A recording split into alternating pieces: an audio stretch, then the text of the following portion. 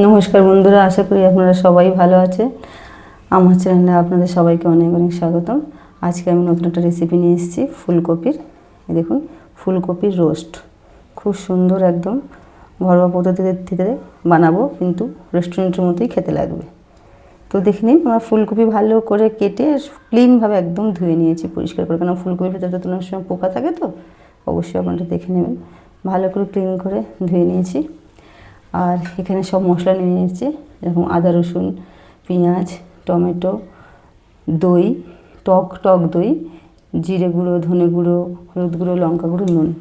আর এর মধ্যে আমরা এই আদা রসুন আর পেঁয়াজটা একসঙ্গে পেস্ট করে নেব। তো চলুন দেখতে থাকুন। তো এই দেখুন, আমি পেস্ট করে নিয়েছি। এবার পেস্টটা এর মধ্যে দিয়ে দেবো।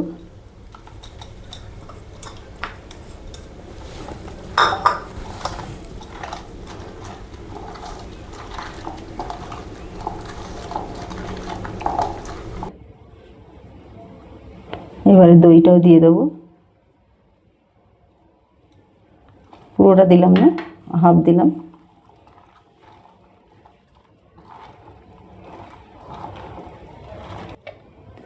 এবার আমি এক এক করে সব মশলা দিয়ে দেবো। এই যে জিরে গুঁড়ো,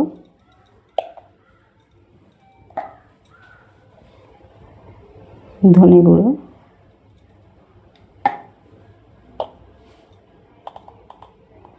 হলুদ গুঁড়ো,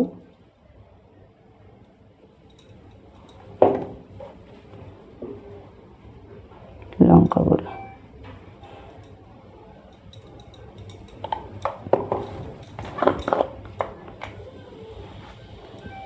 স্বাদ মতো নুন। নুনটা আপনার স্বাদ অনুসারে দেবেন। এরপর দেবো এই যে টমেটো কুচি। তারপরে তো একটু দিয়ে দেবো তেল, কাঁচা তেল।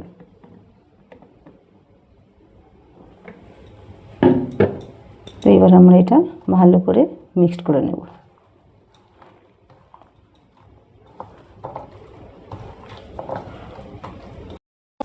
তো এই দেখুন, খুব সুন্দরভাবে মাখানো হয়ে গেছে। প্রতিটা ফুলকপির ভেতর মশলাটা ঢুকে গেছে, একদম ভালোভাবে মাখানো হয়ে গেছে। এবার এইটাকে আমি 2 থেকে 3 ঘন্টা এমনি রেখে দেবো।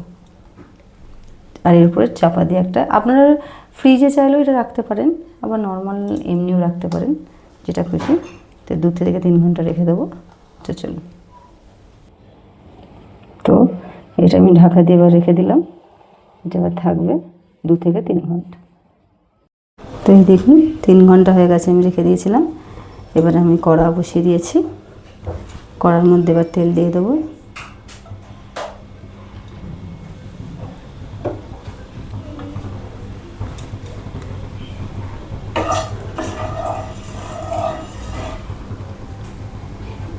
তেলটা গরম হয়ে গেলে আমি এর মধ্যে তেজপাতা আর এই দেখুন গোটা এলাচ, দারচিনি আর জিরে।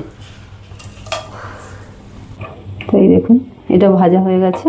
এবার এর উপরে আমি এটা দিয়ে দেবো। আস্তে আস্তে দেবেন।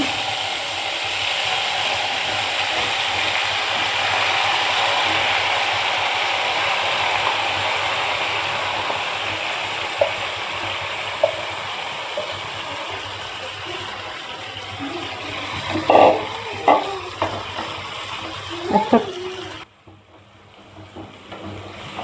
এই দেখুন, এটা দিয়ে দিয়েছি। একটা কথা খেয়াল রাখবেন, এতে কিন্তু এক্সট্রা কোনো জল পড়বে না। শুধু যদি পারেন, এই যে বাটিটা আছে এইটা ধুয়ে একটুখানি সামান্য একটু জল প্রথমেই দিয়ে দেবেন। এই যে একটুখানি জাস্ট বাটির মশলাটা ধুয়ে প্রথমেই দিয়ে দেবেন, পরে আর কোনো জল এতে দেওয়া হবে না।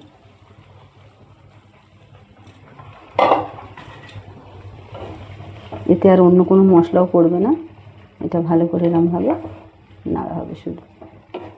আর হ্যাঁ, অবশ্যই এটাকে চাপা দিয়ে দিয়ে নাড়তে হবে।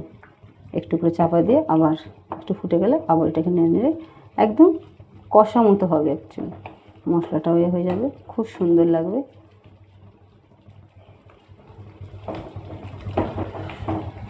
একটু চাপা দেব, তারপরে আবার একটু পরে এটাকে নাড়ব। তো চলুন দেখে নিই কী অবস্থা। এখন এই দেখুন ফুটছে। আঁচটা একদম আমি সিমে করে রেখেছি। বুঝতেই পারছেন মশলাটার থেকে জল ছেড়েছে অনেকটা। হ্যাঁ, আপনারা অবশ্যই খেয়াল রাখবেন যে আঁচটা না জোরে না থাকে, মিডিয়াম থাকে গ্যাসের তাপমাত্রাটা। জোরে থাকলে কি হবে, সব জলটা মরে যাবে আর ফুলকপিটাও ভালো করে সেদ্ধ হবে না।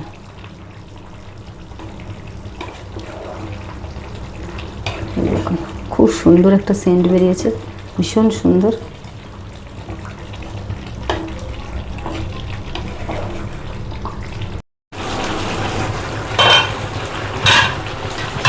তো এই দেখুন ফুলকপি পুরো নরম হয়ে গেছে।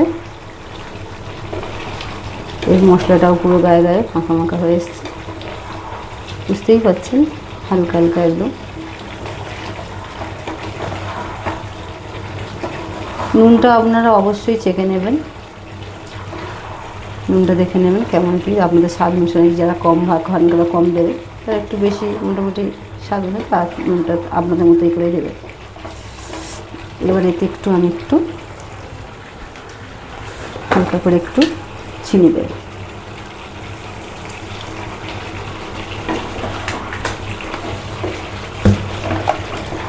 বেশি না, একদম অল্প একটু চিনি দেবেন। ফুলকপি রেডি। এটা বন্ধ করে রাখলে এই যে রসটা আছে একদম গায়ে গায়ে মাখা মাখা হয়ে যাবে, আর অস্বাভাবিক খেতে লাগবে। রুটির সাথেও খেতে পারেন, ভাতের সাথেও খেতে পারেন, ফ্রাইড রাইসের সঙ্গেও খুব ভালো লাগবে। এটা অবশ্যই আপনারা, আমার রিকোয়েস্ট, অবশ্যই আপনারা বাড়িতে একবার করে খেয়ে দেখবেন। খুবই সুন্দর একটা রেসিপি আর খুব চটজলদি হয়ে যাবে। শুধু যখন মশলাটা মাখিয়ে রাখবেন তখন 2 থেকে 3 ঘন্টা অবশ্যই ওটা রেখে দেবেন, দিলে মশলাটা পুরো ফুলকপির মধ্যে ঢুকে যাবে। এই যে রেডি হয়ে গেছে। এবার এতে আমরা একটু হালকা করে গরম মশলা দিয়ে দেবো। এই দেখুন এতে একটু হালকা করে আমি গরম মশলা দিয়ে দেবো। আপনারা আমার ভিডিও দেখলে অবশ্যই জানবেন আমি সানরাইজ শাহি গরম মশলা খুব ভালোবাসি, তাই এইটাই দিলাম।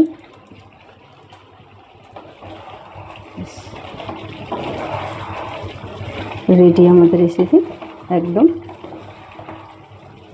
চলুন এবার আমরা সার্ভ করব। এই দেখুন পুরো আমার তরকারি রেডি।